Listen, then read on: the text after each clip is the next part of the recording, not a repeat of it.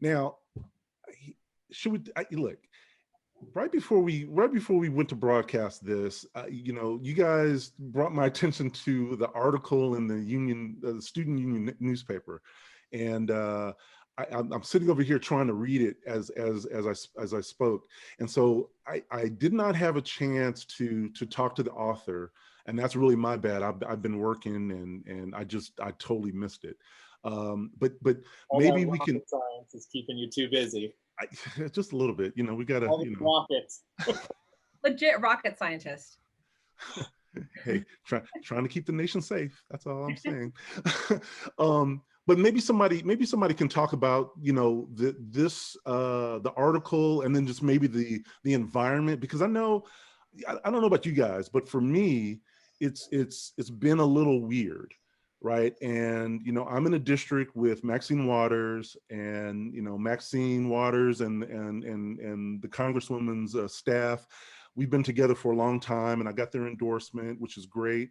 But there's a lot of external money and external people from outside of our neighborhood coming in to try to, you know,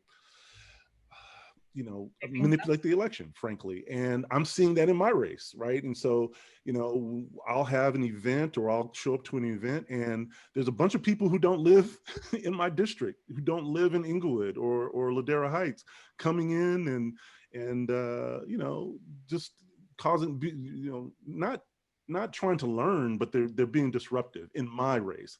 I don't know. So does the article talk about that? Like I said, I pulled it up, but I haven't read it. It didn't.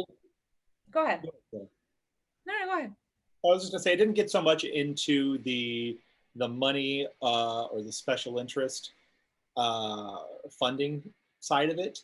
I know you both are having the same fight that I'm having, where all my money came from family and friends, and all my endorsements are from local community leaders. I won't say 100% sure, but I believe every ad I've seen from my opponent has been paid for by a special interest organization. Yeah, I mean, we're kind of fighting the same battle here. But so she didn't really get into where the money comes from, but she did. I mean, she put it pretty well when she interviewed me. I'm referring to Molly, the editor-in-chief of the El Camino College Union.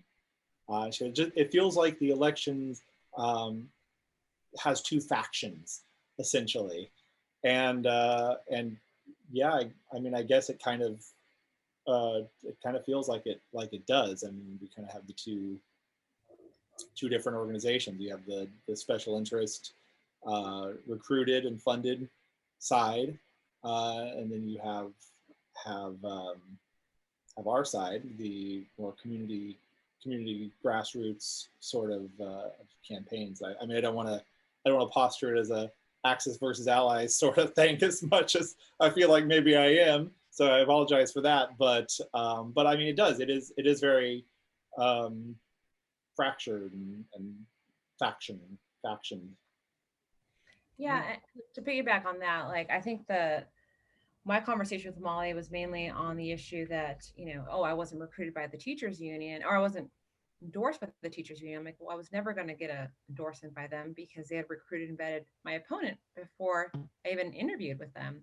And I provided the minutes that were on the AFT website, where on August 13th, they're saying they were trying to do a labor slate, and they were trying to, you know, find someone to run against you, Ken, that they had already found and talked to. So it's kind of hard going in knowing that they had recruited and vetted someone, admittedly by an email by Miss Eno.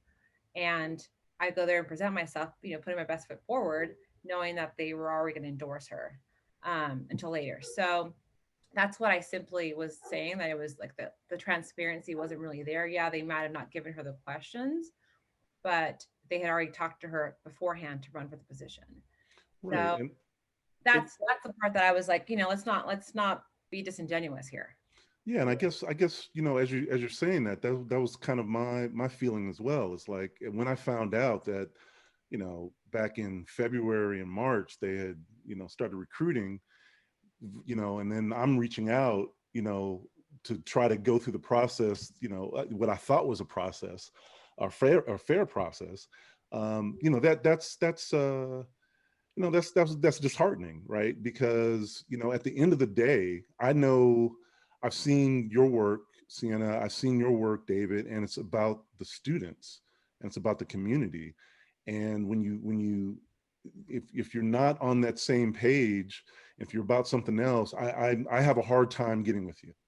So, but it just seemed like a waste of time and a waste of effort if you're just going through the song and dance. I mean, I went through an endorsement process with other entities, and it seemed fair. I didn't get them all, but at the same time, I don't think they had it. You know, they didn't have it locked and built for somebody else. So, you know, so that's a frustrating thing about it. And, you know, I keep hearing, don't take it personal, Ken, don't take it personal. But, you know, when you're asking your friends and your neighbors to support you in a race, and you know, it becomes a little personal, especially when you see, for me, you see the effects of you not being in that seat.